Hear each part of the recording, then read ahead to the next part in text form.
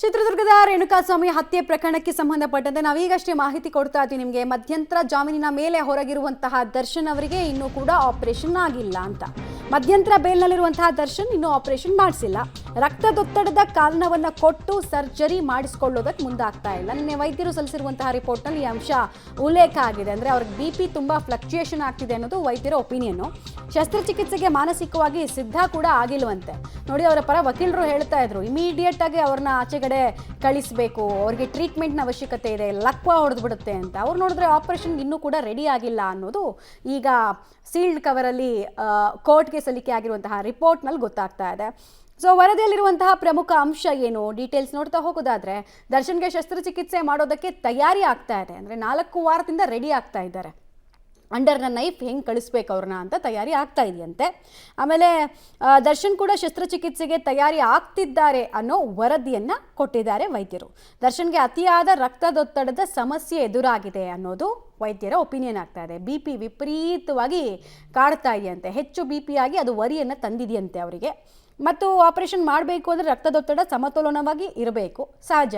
ಯಾವುದೇ ಆಪರೇಷನ್ಗೆ ಒಳಗಾಗಬೇಕು ಅಂದರೆ blood pressure ಮತ್ತು ಶುಗರ್ ಲೆವೆಲ್ ಕಂಟ್ರೋಲಲ್ಲಿ ಇರಬೇಕು, ಇಲ್ಲಾಂದರೆ ಸ್ಟ್ರೋಕ್ ಆಗೋ ಸಾಧ್ಯತೆ ಇದೆ ಅನ್ನೋದು ವೈದ್ಯ ಲೋಕಕ್ಕೆ ಗೊತ್ತಿರೋ ವಿಚಾರ. ಸೊ ಸಮತೋಲನಕ್ಕೆ ಬರ್ತಾ ಇಲ್ಲ ಇವ್ರಿಗೆ BP ಅನ್ನೋದು ಡಾಕ್ಟರ್ಸ್ ಹೇಳ್ತಾರೋ ಮಾತು.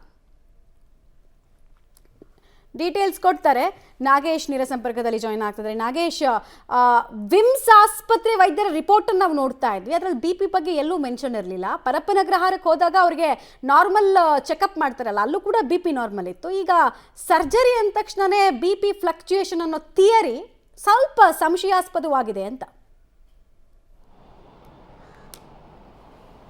ಮಮತಾ, ರೇಣುಕಾಸ್ವಾಮಿ ಕೊಲೆ ಕೇಸಲ್ಲಿ ಬಂಧನವಾಗಿ ಸದ್ಯ ಮಧ್ಯಂತರ ಜಾಮೀನಿನ ಮೇಲೆ ಹೊರಗಡೆ ಬಂದು ಚಿಕಿತ್ಸೆ ಪಡೆಯುತ್ತಿರುವಂಥ ದರ್ಶನ್ ಅವರಿಗೆ ಆರಂಭದಲ್ಲಿ ಕೋರ್ಟ್ಗೆ ಅನುಮತಿಯನ್ನು ಕೊಟ್ಟಂಥ ಸಂದರ್ಭದಲ್ಲಿ ಅವರಿಗೆ ಸರ್ಜರಿ ಅವಶ್ಯಕತೆ ಇದೆ, ಹಾಗಾಗಿ ಮಧ್ಯಂತರ ಜಾಮೀನನ್ನು ಕೊಡಬೇಕು ಅಂತೇಳಿ ಮನವಿ ಮಾಡಿಕೊಂಡು ಮಧ್ಯಂತರ ಜಾಮೀನನ್ನು ಪಡೆದುಕೊಳ್ಳಲಾಗಿತ್ತು.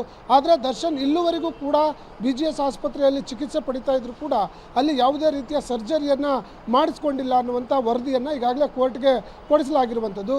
ಯಾಕೆ ಅನ್ನುವಂಥ ಅದನ್ನು ನೋಡಿದ್ರೆ ಅತಿಯಾದ ಏನು ರಕ್ತದ ಒತ್ತಡ ಆಗ್ತಿರೋದ ಕಾರಣಕ್ಕಾಗಿ ಇನ್ನೂ ಕೂಡ ಸರ್ಜರಿ ಮಾಡಲಿಕ್ಕೆ ಆಗ್ತಿಲ್ಲ ಅನ್ನುವಂಥ ವಿಚಾರಗಳನ್ನು ಆ ವರದಿಯಲ್ಲಿ ಉಲ್ಲೇಖ ಮಾಡಿದ್ದಾರೆ ಅನ್ನುವಂಥ ಮಾಹಿತಿಗಳು ಕೂಡ ಲಭ್ಯವಾಗ್ತಿರುವಂಥದ್ದು.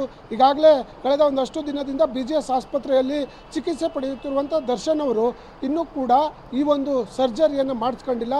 ಅತಿಯಾದ ರಕ್ತದ ಒತ್ತಡ ಇರೋ ಕಾರಣಕ್ಕಾಗಿ ಸರ್ಜರಿ ಮಾಡಲಿಕ್ಕೆ ಆಗ್ತಿಲ್ಲ ಅನ್ನುವಂಥದ್ರ ಬಗ್ಗೆ ವರದಿಯನ್ನು ಕೊಡಲಾಗಿರುವಂಥದ್ದು. ನೀವು ಹೇಳಿದ ಹಾಗೆ ಈಗಾಗಲೇ ಕೋರ್ಟ್ಗೆ ಹೇಳುವಂಥ ಸಂದರ್ಭದಲ್ಲಿ ತುರ್ತಾಗಿ ಅವರಿಗೆ ಶಸ್ತ್ರಚಿಕಿತ್ಸೆಯ ಅಗತ್ಯ ಇದೆ, ಹಾಗಾಗಿ ಅವರಿಗೆ ಜಾಮೀನನ್ನು ಮಂಜೂರು ಮಾಡಬೇಕು ಅಂಥೇಳಿ ಜಾಮೀನನ್ನು ಮಂಜೂರು ಮಾಡಲಾಗಿತ್ತು.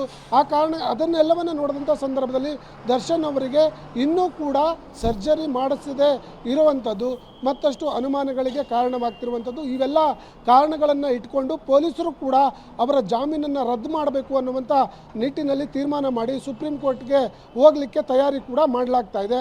ಆದರೆ ಈಗಾಗ ವೈದ್ಯರು ವರದಿಯಲ್ಲಿ ಸೂಚಿರೋ ಪ್ರಕಾರ ದರ್ಶನ್ ಕೂಡ ಶಸ್ತ್ರಚಿಕಿತ್ಸೆಗೆ ತಯಾರಿಯನ್ನು ಮಾಡ್ಕೊಳ್ತಿದ್ದಾರೆ. ಅತಿಯಾದ ರಕ್ತದ ಒತ್ತಡ ಇರೋದ್ರಿಂದ ಆಪರೇಷನ್ ಮಾಡಲಿಕ್ಕೆ ಆಗ್ತಾ ಇಲ್ಲ. ಅತಿಯಾದ ರಕ್ತದ ಒತ್ತಡ ಸಮತೋಲನವನ್ನು ಕಾಪಾಡಿಕೊಳ್ಳಲಿಕ್ಕೆ ಈಗಾಗಲೇ ಅದಕ್ಕೆ ಬೇಕಾದಂಥ ಒಂದಷ್ಟು ಚಿಕಿತ್ಸೆಗಳನ್ನು ಕೊಡಲಾಗ್ತಾ ಇದೆ ಅನ್ನುವಂಥ ಮಾಹಿತಿಯನ್ನು ವರದಿಯಲ್ಲಿ ಉಲ್ಲೇಖ ಮಾಡಿದ್ದಾರೆ ಅನ್ನುವಂಥ ವಿಚಾರಗಳು ಈಗ ಬೆಳಕಿಗೆ ಬರ್ತಿರುವಂಥದ್ದು. ಮಮತಾ, ಧನ್ಯವಾದ ನಾಗೇಶ್ ತಮ್ಮೆಲ್ಲ ಮಾಹಿತಿಗಾಗಿ.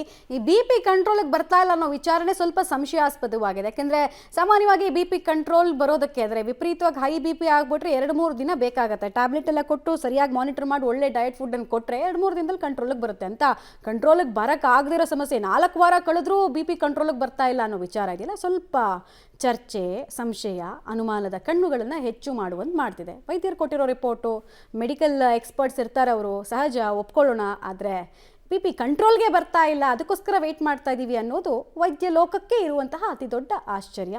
ನೋಡೋಣ ಯಾವಾಗ ಕಾಲ ಕೂಡಿ ಬರುತ್ತೆ ಇವರು ಆಪರೇಷನ್ಗೆ, ಯಾವ ರೀತಿ ಆಪರೇಷನ್ ಆಗುತ್ತೆ ಅಂತ. ಅದನ್ನು ರಹಸ್ಯವಾಗಂತೂ ಇಡೋದಕ್ಕಾಗೋದಿಲ್ಲ, ಬಹಿರಂಗ ಪಡಿಸಲೇಬೇಕು. ಸೊ ಯಾವಾಗ ಆ ದಿನ ಬೇಲ್ ಎಕ್ಸ್ಟೆನ್ಷನ್ ತೆಗೆದುಕೊಳ್ಳೋಕೆ ಆಗತ್ತಾ, ಮತ್ತು ಬೇಲ್ ಮೇಲೆ ಇದು ಇಂಪ್ಯಾಕ್ಟ್ ಹೆಂಗೆ ಮಾಡುತ್ತೆ ಅನ್ನೋದು ಕುತೂಹಲ.